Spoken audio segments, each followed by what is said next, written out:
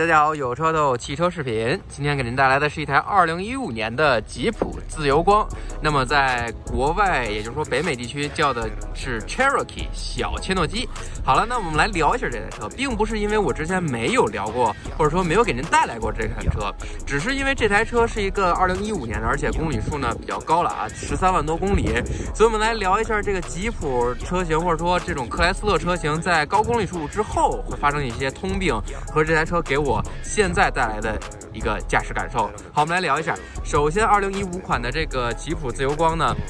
在北美版的车型是2.4升的自然吸气和3.2升的自然吸气，一个是4缸，一个是6缸啊，184匹和271匹。那么国内呢，咱们是 2.0T 的这个涡轮增压发动机。那么整体来说呢，吉普自由光在之前的设计的过程中呢，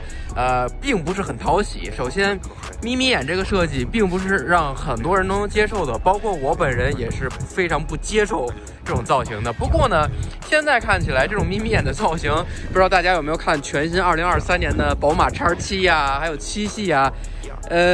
几乎长得都是这种眯眯眼的造型了，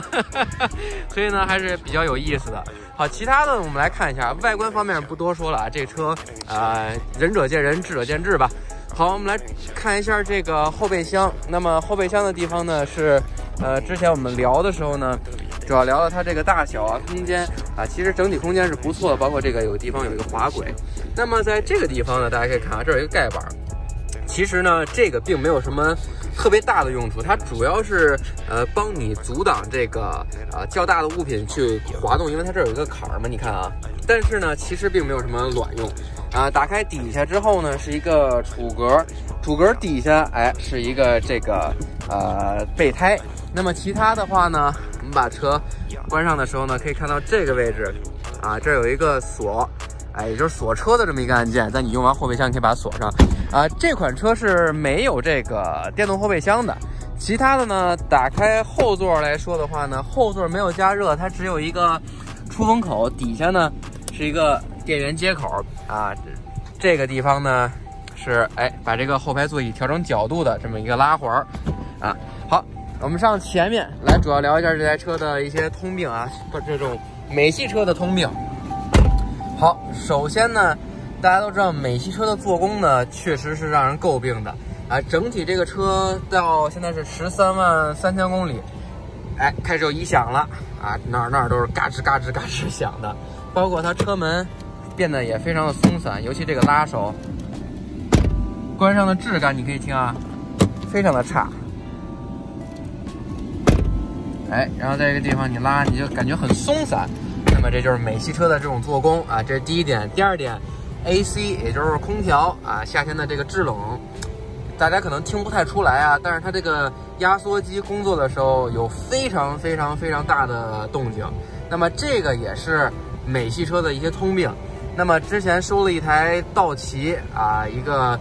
就是咱们国内没有卖的Durango 跟吉普大切诺基是采用一样的发动机啊、底盘技术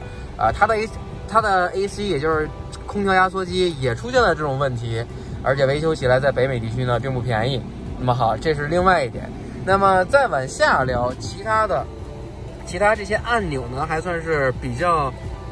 OK 啊，比较 OK。那么再说这个整体的这个车内的另外一个地方，就是一些电子功能的这些问题啊。你像这台车是有一个 ACC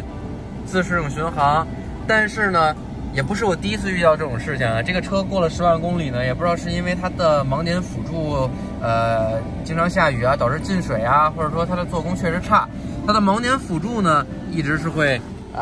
出现问题的，就是经常会提示你说，这个盲点辅助不能用啦，什么什么之类的啊，它经常会有这样的问题。包括之前的奔驰呢，也遇到过这种问题，所以这可能是美系车的一些通病吧。因为当时的奔驰 ML 也是跟美国合资这个克莱斯勒集团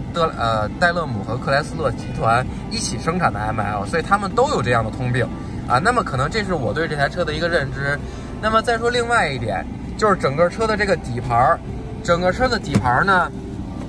到了这个时间年限之后，它的底盘是非常松散的。那个底盘在过每一个减速坎啊，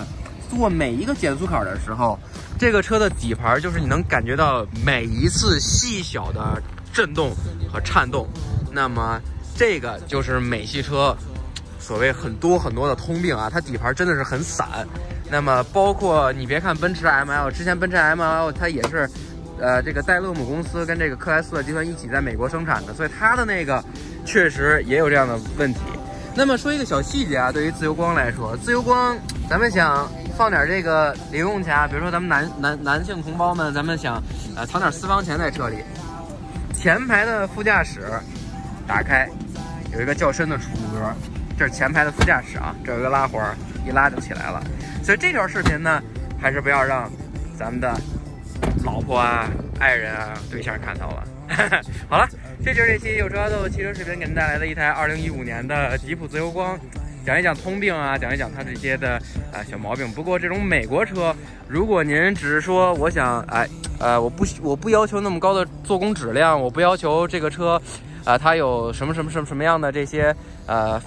高科技的配置，我觉得美国车呢，你开个20多万公里啊，至少三大件基本上不会坏的。但是你要说想要做工啊，包括整体的这个乘坐感受、质感啊，别买美国车了啊，基本就是这样。好了，这就是一期有车的汽车视频给您带来的2015款吉普自由光，我们下期节目再见，拜拜。你是我的考官，考卷给你检查，从来不用复习，拿100分是我选。